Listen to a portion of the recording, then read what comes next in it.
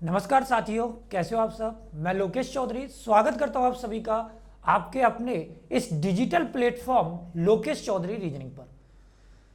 जो भी विद्यार्थी अभी तक लाइव आ चुके हैं वो वीडियो को जल्दी से लाइक करेंगे, ज़्यादा से ज़्यादा शेयर करेंगे और जिन्होंने अभी तक चैनल को सब्सक्राइब नहीं किया है वो चैनल को सब्सक्राइब जरूर कर लेंगे। साथ में जो भी विद्यार्थियों को अगर किसी भी प्रकार की कोई भी समस्या रीजनिंग से रिलेटेड आती है तो वो मुझे डायरेक्ट मैसेज करेंगे। आप लोगों को ऑलरेडी बता चुका हूं कि कमेंट बॉक्स में आप सभी को कमेंट करना है। साथ में आप लोग मुझे व्हाट्सएप कर सकते हैं या लोकेश चौधरी रीजनिंग आप टेलीग्राम पर डाल के और टेलीग्राम चैनल से भी जुड़ सकते हैं और वहां भी अपनी समस्याएं मुझे बता सकते हैं। अगर आपको नोट्स चाहिए या फिर रीजनिंग की पीडीएफ्स चाहिए तो भी आप मेरे से कांटेक्ट कर सकते हैं मेरे टेलीग्राम चैनल पर लोकेश चौधरी रीजनिंग पर, वहां ज्वाइन करके और डेली कंटेंट भी प्राप्त कर सकते हैं, टॉप मोस्ट क्वेश्चन भी देख सकते हैं वहां पे। तो चलिए आज इसी राह में हम आगे बढ़ते हैं और देखते हैं क्लॉक का टाइप नंबर नेक्स्ट। आपने लास्ट टाइम क्लॉक में जो टाइप पढ़ा था वो मैंने आपको बता दिया था। अब जो हम टाइप पढ़ने वाले हैं वो टाइप नंबर जो नेक्स्ट आपका रहेगा, क्लॉक का जो टाइप नंबर नेक्स्ट रहेगा लाडलो, वो क्या रहेगा। क्लॉक का टाइप नंबर नेक्स्ट यानी कि हम पढ़ने वाले हैं घड़ी, और घड़ी का टाइप नंबर जो नेक्स्ट आपका रहेगा वो आपका रहेगा घंटियों से संबंधित प्रश्न। अब जो आपका टाइप बनेगा वो आपका बनेगा घंटियों से संबंधित प्रश्न। ये जो घंटियां होती हैं इनको हम क्या देखते हैं, जब भी आप कोई घड़ी में देखते हैं, जैसे यहां पे इस तरीके से 12, 3, 6, इस तरीके से हम किसी भी घड़ी को देखते हैं तो यहां से जब ये बड़ी सुई घूम के और वापस आपकी 12 पे आती है तो आपका 1 घंटा कंप्लीट हो जाता है। और जैसे ही आपका 1 घंटा कंप्लीट होता है तो इस 1 घंटे में, ठीक है, ये छोटी सुई आपकी आ जाती है कितने पे, 1 पे। और जो भी घड़ी होती है, जैसे आपने देखा होगा मोस्टली पहले जब घड़ियां नहीं होती थी तो घंटाघर होते थे, घंटाघर में बड़ी बड़ी घंटियां लगी होती थी और जैसे ही 1 बजे का समय होता था तो वो एक बार बजती थी टन, आपने देखा होगा। तो यहां पे उसी प्रकार अगर आपकी घड़ी में 1 बजे का समय हो रहा है तो आपकी घड़ी जो है वो कितनी बार बजेगी, 1 बार बजेगी, ठीक है। अब जैसे ही ये घड़ी यहां से ये मिनट वाली सुई अगर वापस घूम के और इसी तरीके से आती है तो आपकी छोटी सुई कितने पे आ जाती है, 2 पे। और ये घूम के आपकी जैसे ही 12 पे आती है तो आपके जो घंटे कंप्लीट होते हैं वो 2 घंटे आपके कंप्लीट हो जाते हैं, मतलब 2 बज जाते हैं। और जैसे ही आपके 2 बजेंगे तो आपकी जो घड़ी है वो आपकी बजेगी कितनी बार, 2 बार। अगर मैं आपको इसको प्रैक्टिकली बताऊं तो देखिए कोई भी घड़ी जो है वो आपकी 1 बजे आपकी बजती है 1 बार, ठीक है, वो आपकी 2 बजे बजती है 2 बार, ठीक है। इसी प्रकार अगर मैं 5 बजे की बात करता तो 5 बजे घड़ी बजती है आपकी कितनी बार, 5 बार। और अगर 12 बजे की बात करता तो 12 बजे आपकी घड़ी जो है उसमें घंटियां बजती हैं कितनी बार, 12 बार, ठीक है। अब यहां पे ये तो आपकी घड़ी में टाइम दिया है बजे का, यहां तो आपको एग्जैक्टली बजे की बात बोली जा रही है भाई कि 1 बजे कितनी बार, 2 बजे कितनी बार, 3 बजे कितनी बार, 4 बजे कितनी बार, 5 बजे कितनी बार, 6 बजे कितनी बार, 7 बजे कितनी बार। लेकिन सपोज करिए अगर क्वेश्चन आपका उठता है कि आपको अगर क्वेश्चन पूछ लिया जाए, सपोज करिए यहां पे कि 12 घंटे में कुल कितनी बार बजती हैं, तो देखिए 12 घंटे में अगर हमें कुल टाइम निकालना है तो हमें क्या करना है, 1 बजे से लेके 12 बजे तक को टोटल को हमें क्या करना है, प्लस। या तो 12 घंटे में कुल आपकी जो घड़ी है वो बजती है कितनी बार, 78 बार। मतलब अगर 1 बजे से लेके 12 बजे तक सबको हमने ऐड कर दिया तो ये जो टोटल टाइम आपका आ रहा है ये टोटल टाइम आपका आएगा कितनी बार का, 78 बार का। इसी प्रकार अगर 24 घंटे की बात करते लाडलो तो 24 घंटे में ये कुल आपकी बचती है कितनी बार, 156 बार। मतलब 78 बार तो आपकी दिन में बजती है और 78 बार आपकी बजती है कब? रात में। तो 78 और 78 आपका हो गया कितना? 156। क्लियर? इसी के साथ इसको निकालने के लिए आप यूज कर सकते हो n+1/2। n का मतलब होता है टोटल घंटे और घड़ी में टोटल घंटे होते हैं 12। तो यहां पे आप कर सकते हो 12 + 1/2। 12 × 12 और 1 हो गया आपका 13/2। 2 से काटेंगे कितनी बार? 6 बार। तो आपका आंसर जो आएगा वो 13 6 कितना आ गया? 78। ठीक है, तो आप किसी भी क्वेश्चन को इस तरीके से सॉल्व कर सकते हैं और इस तरीके का पैटर्न का जब भी क्वेश्चन आएगा घंटियों से रिलेटेड आप इस तरीके से उसको देख सकते हैं कि कोई भी घड़ी 1 बजे 1 बार बजती है, 2 बजे 2 बार बजती है, 3 बजे 3 बार, 4 बजे 4 बार, 5 बजे 5 बार, 12 बजे 12 बार। इसी प्रकार 12 घंटे में कुल 78 बार और 24 घंटे में 156 बार। अगर हम बात करें यहां पे निकालने की तो हम निकाल सकते हैं n+1/2 करके भी हम इस क्वेश्चन को सॉल्व कर सकते हैं n+1/2। लेकिन सवाल ये उठता है कि इस पैटर्न में जो आपके क्वेश्चन पुटअप होते हैं वो क्वेश्चन किस तरीके से पुटअप होते हैं। तो चलिए इसी राह में आगे चलते हैं, इसका स्क्रीनशॉट लेते चलेंगे सभी बच्चे। एग्जाम्पल इस तरीके से आता है कि 3 घड़ियां क्रमशः 9 मिनट,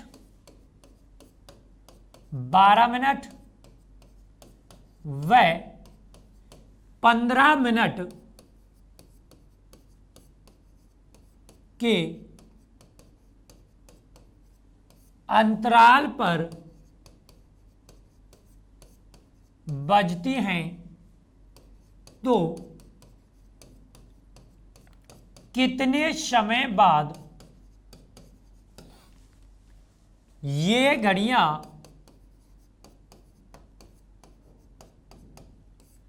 एक साथ बजेंगी? कितने समय बाद ये जो घड़ियां हैं ये आपकी एक साथ बजेंगी? ये आपका क्वेश्चन है। यहां पे इस क्वेश्चन का मतलब क्या है कि आपकी 3 घड़ियां हैं। ठीक है, आपकी जो घड़ियां हैं वो आपकी 3 घड़ियां हैं और 3 घड़ियां जो हैं जैसे ये हो गई आपकी फर्स्ट, ये हो गई सेकंड और ये आपकी हो गई थर्ड।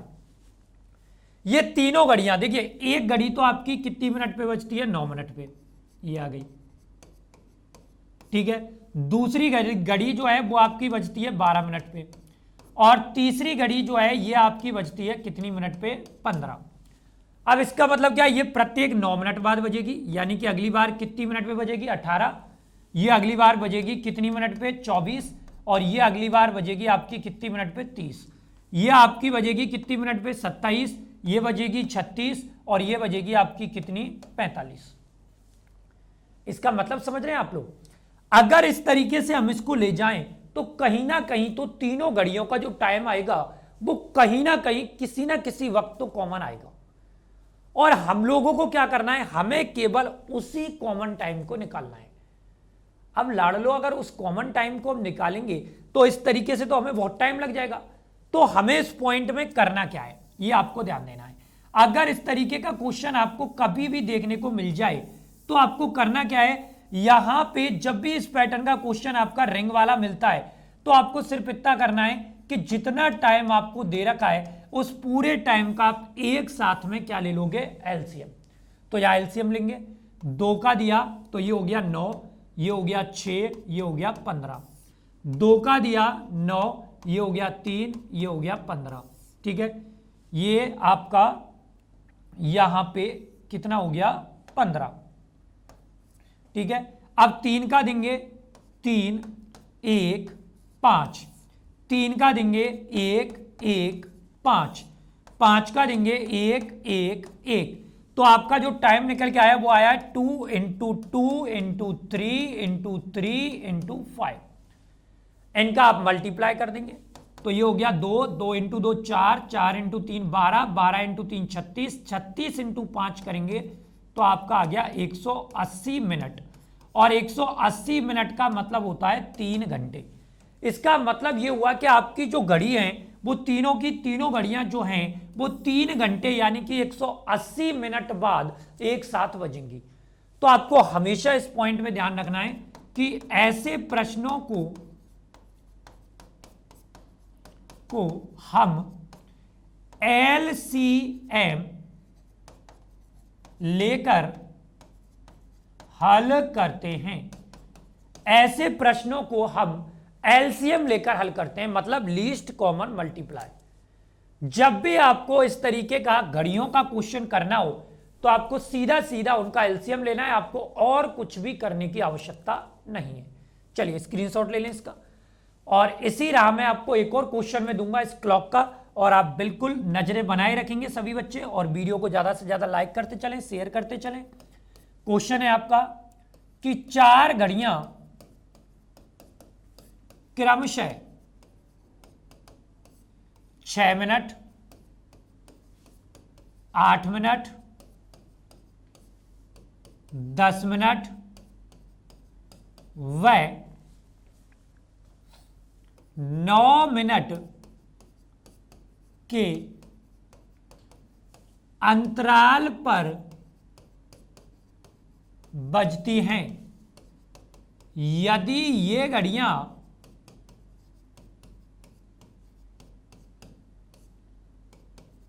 पिछली बार 10 बजे बजी हों तो अगली बार किस समय बजेंगी? अगली बार किस समय बजेंगी? यदि पिछली बार ये घड़ियां जो हैं आपके सामने जो दिख रही हैं, 3 घड़ियां जो हैं ये क्रम से आपकी 6 मिनट, 8 मिनट, 10 मिनट व 9 मिनट के अंतराल पर बजती है। यदि ये घड़ियां यहां पे आपको एक टाइम दे दिया फिक्स बजने का, कितना? 10। तो ये जो क्वेश्चन है यहां पे आपको सबसे पहले करना क्या है? एक्चुअल में हमें क्या करना है कि 6 मिनट का, 8 मिनट का, 10 मिनट का और हमें 9 मिनट का सबसे पहले एलसीएम लेना है, और एलसीएम लेकर जो भी टाइम आपका बनता है उसको हमें यहां पे 10 बजे में क्या करना है? प्लस। तो एक बार एलसीएम लेके देखेंगे, 6, 8, 10, 9। तो यहां पे हमने इनका एलसीएम लिया, 2 का दिया 3, 4, 5, 9, 2 का दिया 3, 2, 5, 9, 2 का दिया 3, 1, 5, 9, 3 का दिया 1, 1, 5, 3। अब 3 का देंगे 1, 1, 5, 1। यहां पे 5 का देंगे 1, 1, 1, 1। तो आपका जो टाइम निकल के आया है वो 3 बार 2 आया है, 2 इंटू 2 इंटू 2, 2 टाइम 3 आया है, 3 इंटू 3 इंटू 5, ये आपका टाइम आया है। ठीक है, देखिए 2 into 2 into 2 into 3 into 3 into 5, तो ये आपका हो गया 5 तिया 15, 15 तिया 45, 45 दूना 90, 90 दूना 180, 180 दूना आपका आ गया 360 क्या आ गई? मिनट। और 360 मिनट का मतलब होता है 6 घंटे। ठीक है, 360 मिनट का जो मतलब होता है वो 6 घंटे होता है। एक बार देखेंगे क्या 6 घंटे यानी कि उससे पहले भी कोई टाइम आ रहा है क्या हमारा? और कोई टाइम आ रहा है? अब बहुत सारे लोगों के मन में सवाल आता है साहब 180, तो बेटा 180 जो है उसमें भी हम देखेंगे एक बार, गुणा गलत तो नहीं हो गया? 2 तिया 6, 4, 5, 9, 2, 3, 2, 5, 9, 2, 3, 1, 5, 9। ठीक है, यहां पे आपने 3 का दिया 3, 1, 1, 5, 3, फिर 3, 1, 1। ये यहां पे देखो 2 का दिया। एक बार इसको पुनः अगर अपन करने का प्रयास करें, थोड़ा सा मुझे लग रहा है कि इसमें कोई ना कोई गड़बड़ है। 6 का, 8 का, 10 का, 9 का। सबसे पहले जब हमने 2 का दिया था तो यहां पे दिया था 3 बार, 4 बार, 5 बार, 9 बार। 2 का दिया 3, 2, 5, 9। 2 का दिया 3, 1, 5, 9। 3 का दिया 1, 1, 5, 3। ठीक है, यहां पे आपने 3 का दिया तो 1, 1, 5, 1। यहां पे 5 का दिया 1, 1, 1, 1। तो आपका 3 बार 2, 3 और 5 आ रहा है, बिल्कुल 2 into 2 into 2 into 3 into 3 into 5, 5 या 15 या 45 दूनी 90 दूनी 180 दूनी 360, यानी कि 6 घंटे आपका यहाँ पे एग्जिट टाइम आ रहा है। और अगर हम 180 देखते तो 180 में 8 का भाग नहीं जाता है, इसीलिए यहाँ पे 360 आएगा। यहाँ पे आपका पिछली बार का जो समय आपका हो रहा है वो पिछली बार का समय आपका 10 बजे का हो रहा है, अंतर आपको पता है 6 घंटे का है। तो अगली बार बजने का जो समय आपका आएगा वो अगली बार बजने का समय आएगा 10 में आपको 6 घंटे को प्लस करना है, और 10 और 6 कितने हो गए 16, यानी कि नेक्स्ट टाइम जो घड़ियां आपकी बजेंगी वो आपकी बजेंगी 16 बजे, यानी कि 4 बजे। ठीक है, तो चलिए इसका जल्दी से स्क्रीनशॉट ले लेंगे सभी बच्चे। ये जो क्वेश्चन है, इस तरीके के क्वेश्चन आपको कई बार एग्जाम में देखने को मिलते हैं। ठीक है, जो भी विद्यार्थी यहाँ पर नए जुड़ते जा रहे हैं वो कृपया वीडियो को जरूर लाइक करेंगे और शेयर करेंगे और चैनल को सब्सक्राइब जरूर करेंगे। सब्सक्राइब करने के साथ में बेल आइकन जरूर दबाएं ताकि नेक्स्ट क्लास का नोटिफिकेशन आपको मिल जाए। अब देखिए इसमें एक क्वेश्चन इस पैटर्न का भी आपका बनता है, जैसे एक घड़ी 10 बार बजने में 36 सेकंड का समय लेती है,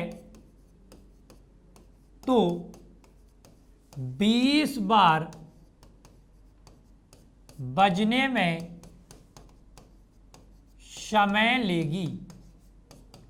20 बार बजने में कितना समय लेगी? देखिए 10 बार बजने में, अब मोस्टली बच्चों के मन में क्या सवाल आता है कि घड़ी 10 बार बजने में तो आपका 36 सेकंड का समय ले रही है, अब हमें निकालना है 20 बार बजने का। तो 10 का दोगुना 20 होता है, तो 36 का दोगुना हम कितना कर सकते हैं 72। तो अगर इस तरीके से करेंगे तो क्वेश्चन का आंसर तो गलत हो जाएगा ना। तो एग्जैक्टली हमें करना क्या है, देखिए यहां पे हमें क्या करना है, हमें करना है कि घड़ी 10 बार बजने में जो समय लेती है वो आपका ले रही है 36 सेकंड। ठीक है, अब यहां से अगर हम आगे देखें तो देखिए एक बार बजने में जो टाइम आपका लगता है, एक बार बजने में जो समय लेती है वो 36 में, अब आधे से बच्चे क्या गलती कर देते हैं कि वो 10 का भाग दे देते हैं। आपको 10 से डिवाइड नहीं करना है, ये ध्यान रखना, आपको 10 से डिवाइड नहीं करना है, आपको इससे डिवाइड करना है कितने से 9 से। अब सवाल ये उठता है कि हम 9 से डिवाइड क्यों करते हैं भाई, 36 बार बजने में 10 बार बजने में 36 सेकंड का समय ले रही है, तो एक बार बजने में कितना समय लेगी, तो 36 में 10 का भाग नहीं देंगे, हम 36 को 9 से डिवाइड करेंगे, तो यहां पे एक बार का जो डिफरेंस आपका आएगा वो कितनी सेकंड का आएगा 4 का। और ऐसा क्यों होता है, क्योंकि किसी भी घड़ी में पहली बार जब रिंग बजती है तो पहली बार बजने में समय का जो डिफरेंस होता है वो काउंट नहीं होता है, इसीलिए वो जितनी बार बजती है उसमें से एक बार आपको क्या करना है, लेस करना है, यानी कि कम करना है। अब यहां से आगे देखेंगे तो 20 बार बजने का टाइम देखना है, तो 20 बार बजने में जो आपको टाइम लगता है, अब हमें क्या करना है, दूसरी गलती हम क्या करते हैं कि 20 का मल्टीप्लाई 4 से कर बैठते हैं, जहां पे हमारा आंसर पूरी तरीके से क्या हो जाता है, गलत।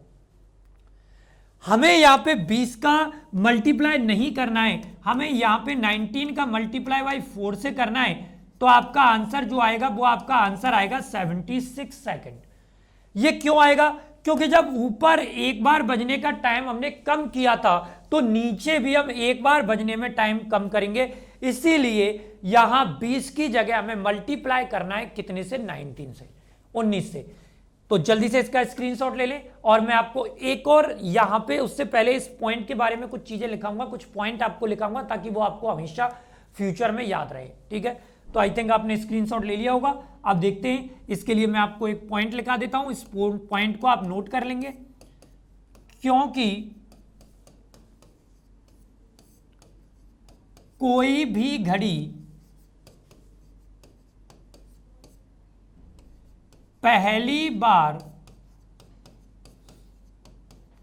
बजने में समय का अंतर नहीं लेती है, इसलिए वह जितनी बार बजती है उसमें से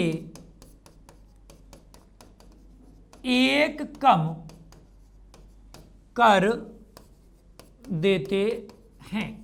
यह पॉइंट आपको याद रखना है, क्योंकि कोई भी घड़ी जो है वो आपकी पहली बार जो बजती है ना, तो पहली बार बजने में आपका टाइम जो होता है ना वो उसका काउंट नहीं होता है।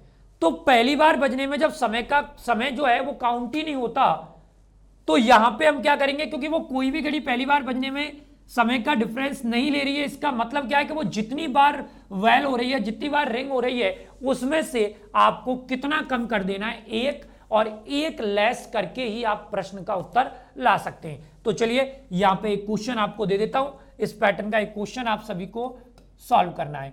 तो मैंने आपको क्वेश्चन दिया कि एक घड़ी 22 बार बजने में 1 मिनट 24 सेकंड 1 मिनट 24 सेकंड का समय लेती है,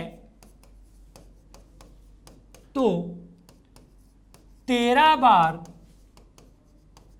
बजने में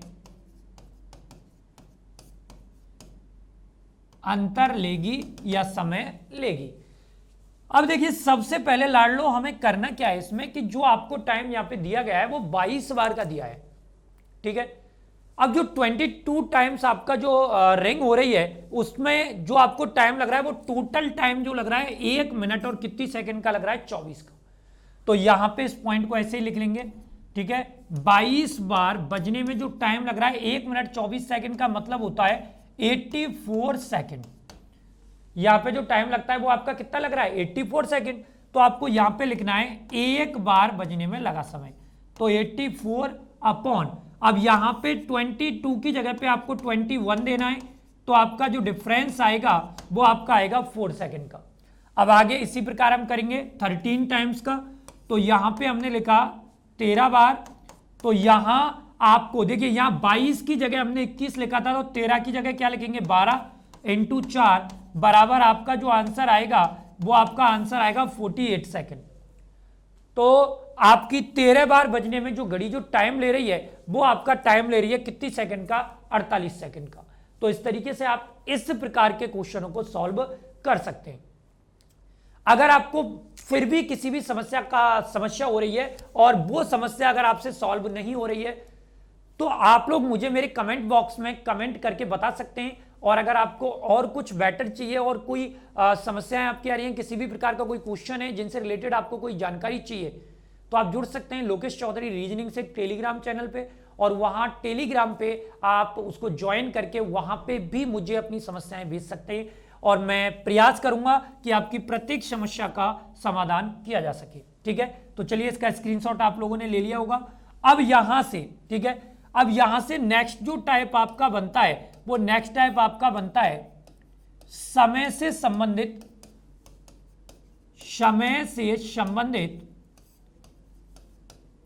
अन्य प्रश्न, ठीक है, समय से संबंधित अन्य प्रश्न। अब यहां उसी डिफरेंस का मैं क्वेश्चन देता हूं, जैसे मैंने आपको एक एग्जांपल दिया कि एक गली में कुछ खंबे यानी कि पोल लगाए गए थे। दो खंभों के मध्य 10 मीटर का अंतर है, तो प्रथम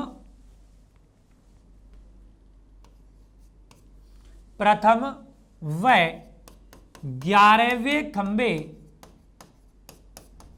के मध्य का अंतर होगा। अब यहां जो क्वेश्चन आपसे पूछा गया है, इस क्वेश्चन में आपसे पूछा क्या गया है कि भाई कोई स्ट्रीट है ने स्ट्रीट, और हमने उस स्ट्रीट में टोटल जो पोल लगाए वो टोटल कुछ पोल लगाए, लेकिन हमें यह जानकारी मिली है प्रथम और कौन से पोल की 11 यानी कि 11वें पोल की। लेकिन साथ में लाड लो आपको दिया गया है कि दो खंभों के मध्य का जो डिफरेंस है वो 10 मीटर का है। ठीक है, तो मैंने यहां पे लिखा ए और बी, इन दोनों के मध्य का जो डिफरेंस है वो आपका कितने मीटर का है? 10 का। आपसे पूछा गया है फर्स्ट और 11वें खंभे के मध्य का अंतर। तो देखिए जब दो खंभों के मध्य का अंतर 10 मीटर का है तो हमें तो 11 खंभों तक निकालना है। तो जब हमें 11वें खंभे तक निकालना है तो हमें 10 का मल्टीप्लाई करना है, क्योंकि 10 मीटर का डिफरेंस है ना। तो यहां हमें 11 से मल्टीप्लाई नहीं करना है, यहां पे हमें कितने से मल्टीप्लाई करना है? 10 से। तो आपका जो डिफरेंस आएगा वो आपका डिफरेंस आएगा कितने मीटर का? 100 का। अब इसमें भी वही आपकी घंटियों के बजने वाली हमें सुरसुराहट सी दिखाई देती है, वही कंसेप्ट हमें दिखाई देता है। क्यों? क्योंकि जब भी हम किसी भी गली में कोई पोल यानी कि खंभा लगाते हैं तो प्रथम खंभा यानी कि पोल जो हमने लगाया है वो तो बगैर दूरी लिए हुए, बगैर डिफरेंस लिए हुए लगाया है, तो उसको तो हम काउंट ही नहीं करेंगे ना। जैसे इसका एक बार स्क्रीनशॉट लें, फिर मैं बताता हूं आपको किस तरीके से आप क्वेश्चन को देख सकते हो। उसको देखिए, आपको मैंने बोला था जैसे आपने पहला खंभा लगाया, ठीक है, यहां पे, फिर जब दूसरा खंभा लगाएंगे तो यहां पे कितने मीटर का अंतर आएगा? 10 का। अब देखिए हमने तीसरा खंभा लगाया तो कितने मीटर का अंतर आया? 10 का। अब यहीं पे देख लो आप, यहां पे खंभे जो हैं, पहला, ये दूसरा, यहां पे पहला और ये आपका तीसरा, ठीक है। अब ये जो खंभे आपके लग रहे हैं, ये खंभे तो आपके कितने लग गए? 3, लेकिन टोटल जो डिफरेंस आपका आ रहा है वो 10 और 10 कितने मीटर का आ रहा है? 20 का। आ रहा है कि नहीं आ रहा?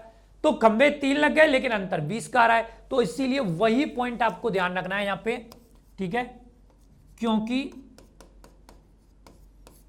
प्रथम खंभा, प्रथम पोल बगैर दूरी यानी कि डिफरेंस, दूरी लिए लगाया जाता है, इसलिए कुल खंभों में से एक कम कर देते हैं। कुल खंभों में से आप एक कम कर देते हैं, ठीक है। चलिए अब यहां से एक क्वेश्चन मैं आपको दे रहा हूं। जैसे मैंने क्वेश्चन आपको दिया कि दो खंभों के मध्य 15 मीटर का अंतर है, तो पहले व 21वें खंभे के मध्य का अंतर होगा। पहले और 21वें खंभे के मध्य का जो अंतर है वो आपको निकालना है।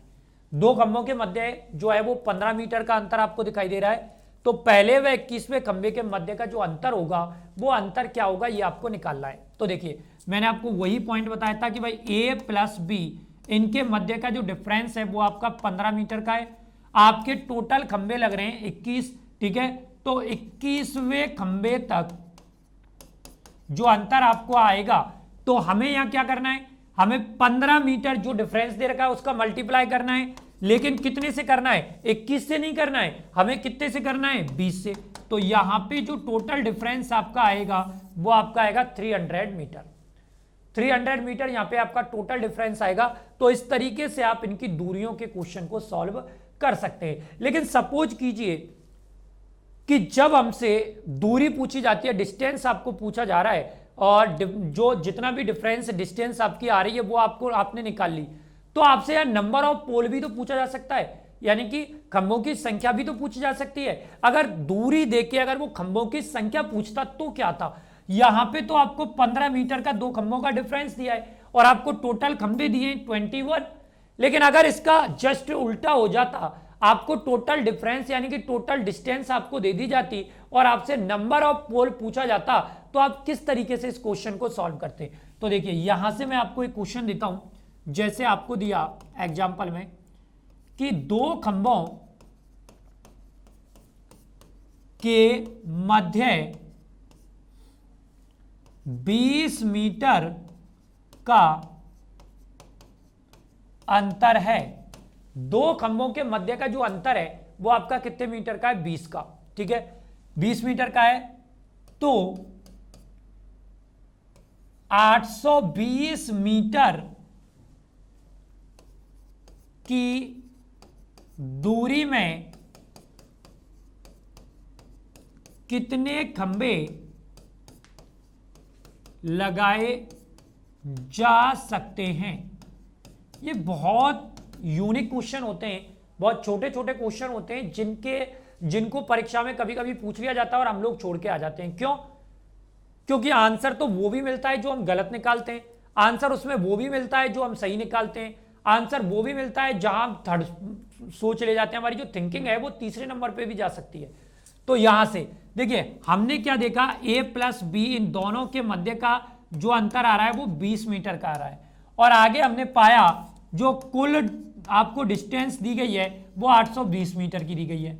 हमें यहाँ पे सबसे पहले अंतर को निकालना है, तो अंतर आपका 820 में कितने का भाग देना है हमें? 20 का। तो यहाँ पे आपका भाग गया कितनी टाइम? 41। अब हमें निकालनी है नंबर ऑफ पोल। ठीक है, तो हमें क्या करना है, इस 41 में +1 करना है, तो नंबर ऑफ पोल आपके लग जाएंगे 42। यानी कि जब आपको नंबर ऑफ पोल निकालने हो तो हमें इसमें एड ऑन 1 करना पड़ेगा, यानी कि 1 प्लस करना पड़ेगा। और जब भी आपसे यहां पे टोटल डिस्टेंस आपसे पूछी जा रही है तो आप क्या करोगे कि पोल की संख्या में से माइनस क्या कर देंगे? 1, क्योंकि ये 41 टाइम्स जो आया है ये तो आपका डिफरेंस आया ना पोल के मध्य का। भाई टोटल पोल तो 42 लगेंगे, लेकिन उनके मध्य का जो अंतर है वो तो 41 बार का आएगा ना, 41 का आएगा। ठीक है, तो यहां पे इस पॉइंट को भी पहले इसका एक बार आप स्क्रीनशॉट ले लें, ताकि मैं इस पॉइंट का आपको एक नोट लगा सकूं, ताकि आप फ्यूचर में इसको कभी ना भूलें। ठीक है, चलो अब यहां से इसमें मैं आपको दिखा देता हूं। यहां जब भी आपसे संख्या पूछी जाए, ये ध्यान रखना, जब भी आपसे यहां पे संख्या पूछी जाए, संख्या पूछी जाए तो +1